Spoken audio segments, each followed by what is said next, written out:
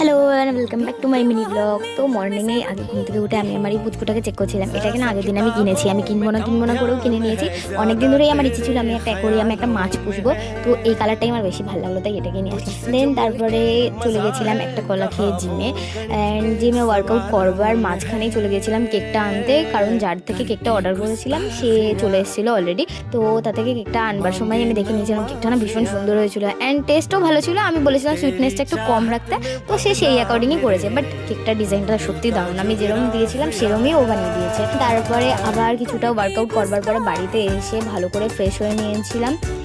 আমি যে ডক্টর রাসেলের যে প্রোডাক্টটা ইউজ করছি এটা না ভালো, এটা একটা ডিটেন স্ক্রাবার, ভালোই। আমি রিভিউও দেখেছিলাম ভালো, ট্যানটাও কিছুটা রিমুভ করে, বাট এখন অবধি আমি সেরকম খুব একটা ভালো রেজাল্ট দেখিনি, তো আমি কাউকে রেকমেন্ড এখন অবধি করবো না। তারপরে বসে গেছিলাম আমার এই মুকুটের কাজটা করতে, অ্যান্ড করতে করতে খুব খিদে পেয়ে গেছিলো, ভাত তো খেতে ইচ্ছা করছিল না, তাই এই স্যান্ডউইচটাই বানাচ্ছিলাম।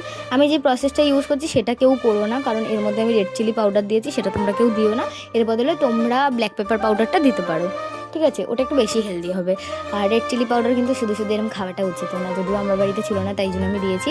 কোনো রকমে একটা ধজা মার্কা স্যান্ডউইচ বানিয়েছিলাম, বাট খেতে ওটা খারাপ হয়নি, বিকজ অরিগানোটা পড়েছিল, তো তাই ফ্লেভারটা একটু এনহ্যান্স হয়েছিল। দেন এটা খেতে তো ভালোই লাগছিলো। খেয়ে দিয়ে আমার হঠাৎ করে কী মনে হলো, কোথায় ঘুরতে যেতে ইচ্ছা করলো, আমি রেডি হয়ে বেরিয়ে গেলাম ঘুরতে, কারণ অনেক দিন পরে আমি অফিস থেকে ছুটি পেয়েছিলাম।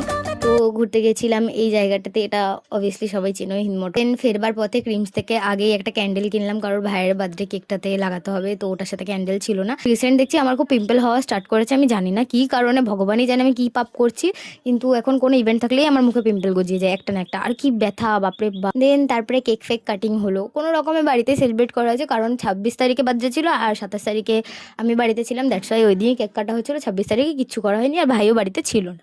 তো দেন তারপরে আমি আর ভাই গিয়েছিলাম এই রেস্টুরেন্টটাতে, তুষারও গেছিলো আমাদের সঙ্গে। এটা হচ্ছে কন্যাগড়ে শঙ্কর কেবিনে, এখানের খাবার দাবার আমার ভীষণ ভালো লাগে। আমরা অর্ডার করেছিলাম তন্দুরি রুটি উইথ কড়াই চিকেন, লাস্ট একটা আইসক্রিম খেয়ে ব্লগটাকে শেষ করলাম। তো চলো টাটা, বাই বাই, পরের ভিডিওতে দেখাবে, বাই।